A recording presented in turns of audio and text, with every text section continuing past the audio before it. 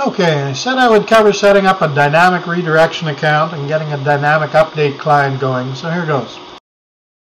There are several places to choose from for a free redirection account, and I've always been partial to noip.com.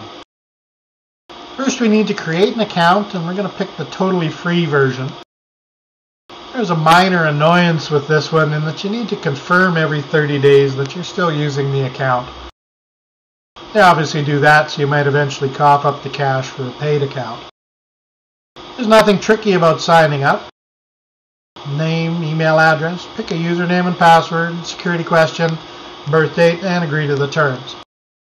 I've actually got an account already, so I'm just going to log into my existing account. Either way, we get to the screen where you can add a host. Ever since the Fozzy days, I've liked bounceme.net for a suffix, but you can obviously pick anything you like from the section of the drop-down list that's available for free IP accounts. Once you've picked a suffix, you need a prefix or host name. For this tutorial here, I'll use ProxyX. That means we are going to have proxyx.bounceme.net for a fully qualified URL. We want to specify that we would like an A record created, which just lets us set up a mapping between our address and our new URL. We'll make sure we see our current external IP address there, and that's about it. If we scroll down a bit, we see there are some more options that would apply to mail handling, but since we aren't offering any mail-related functions on our service, there's no need to set up forwarding or MX records. So we just click Create Host. We should see our dynamic URL has been reserved, and we'll see it maps to our current external IP address. Now, time to install the little program that will run on our proxy service machine to continuously update our new A record with our current external IP address. That little program is called the Dynamic Update Client, or DUC, and there's a perfectly good one available right here. So we want to click Download Client. We're on a Windows box, so that's about the only decision we need to make. Click Windows. At the moment, version 3.0.4 is the latest, but if there's something newer when you get there, by all means choose it instead.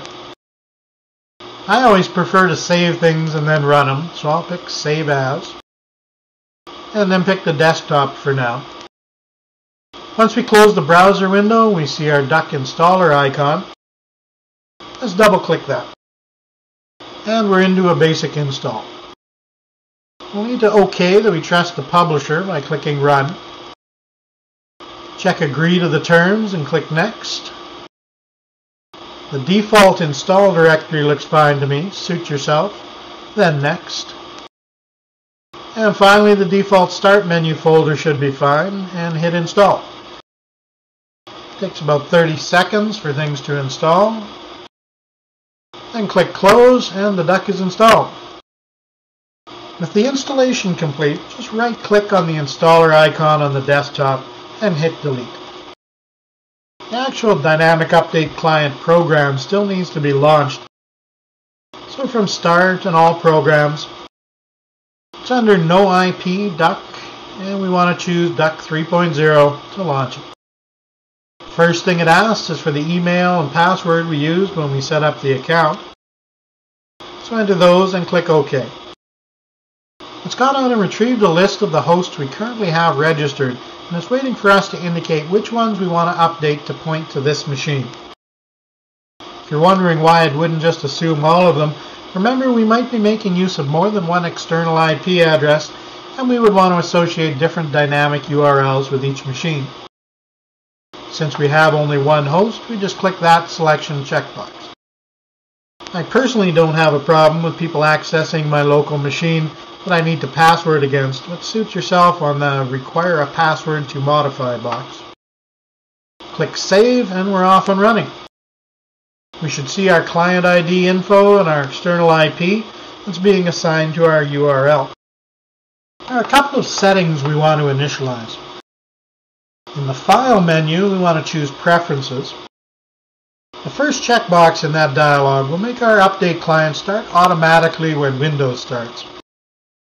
Since our proxy service is set to do that already, that sounds like a good idea.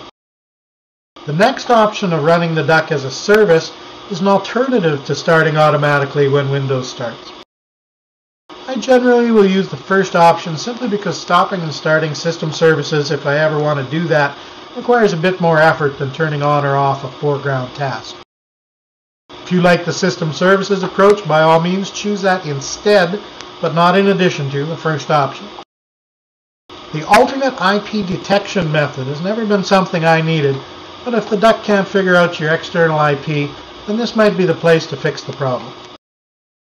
Finally, from the drop-down list at the bottom of the dialog, we want to select the adapter that's going to handle the traffic for our proxy service. If that adapter is working for the proxy service, then it should be working to keep our URL updated with the service's current IP. You'll see our static LAN IP of 192.168.0.61 and the name of our adapter to choose there. Then click OK to lock those settings in.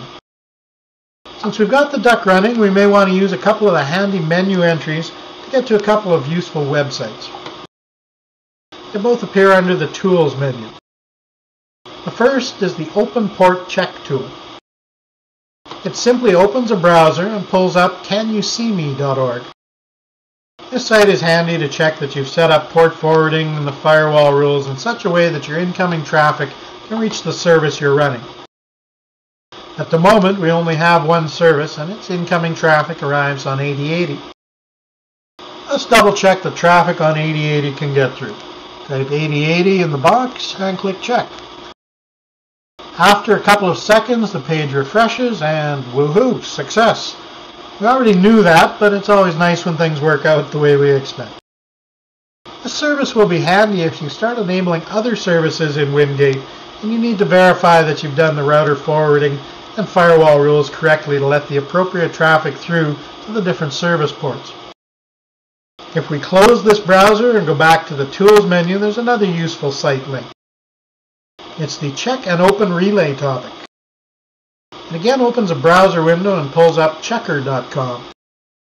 This site will tell you if you have configured your SMTP service in such a way that spammers can, and eventually will, pump huge amounts of spam email stamped with your IP address through your computer. As I mentioned before, there is nothing will get you the boot from your internet service provider faster than setting up an open relay that gets exploited. Anti-spam list maintainers like Sorbs and others threaten to blacklist entire swaths of IP addresses if ISPs don't act with an iron fist. Even the biggest ISPs fear the damage of having huge numbers of their customers blocked from sending email to any organization that subscribes to Sorbs, etc., and what that'll do to their marketing efforts. If you enable the SMTP server in WIngate, and especially if you point the MX records at noip.com to your WIngate SMTP server, you'd better use this and other tools to make sure you're not running an open relay. Alright, let's close the browser window and close the duck. And let's make sure our duck is still running by checking down there in the lower right hand corner. Okay, time for a check to see if we can use our proxy service by referring to our URL. Let's use IE again, Alt to get the menu up, then Tools and Internet Options, Connections tab and LAN Settings button. Check the Use Proxy box and enter proxyx.bounceme.net and make sure it's 8080 in the port number box. Then click OK and OK again. And let's try whatismyip.com again. Did you see that coming? We still can't see our own IP from within our own LAN. The fact that we did a little step to look up our IP address by name is irrelevant. The problem is that we go out the default gateway in search of the machine that answers to our IP address, and we never look back. Unfortunately, looking back is exactly where we would find our own machine. Well, sort of. Let's switch to the machine on the other IP and try again there.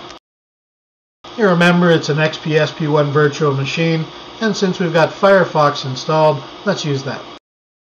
From the Tools menu, let's choose Options. Then on the Network tab, we want the Connection Settings button.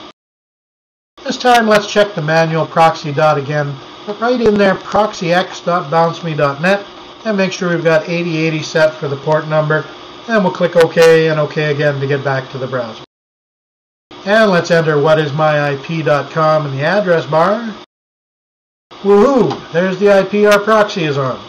We're using our dynamically updated URL to access the proxy server.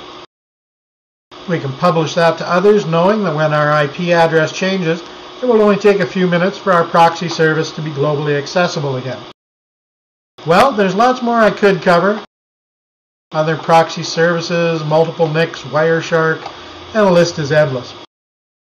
Unfortunately, that means this tutorial would be endless as well. This seems a good place to quit, so I'll leave things at hope this helps. Enjoy.